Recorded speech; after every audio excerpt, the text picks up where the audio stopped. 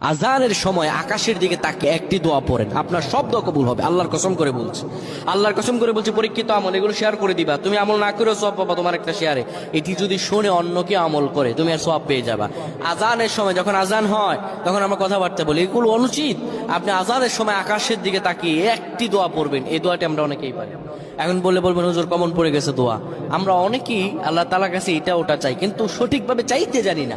সঠিকভাবে কোনো ব্যক্তি যদি চায় আমার আল্লাহ তাকে দয়া করবেন। আল্লাহ বলেন, বান্দা উদউনি আস্তাজিব লাকুম, আমার কাছে চাও আমি আল্লাহ সব দিয়ে দিব। সুবহানাল্লাহ।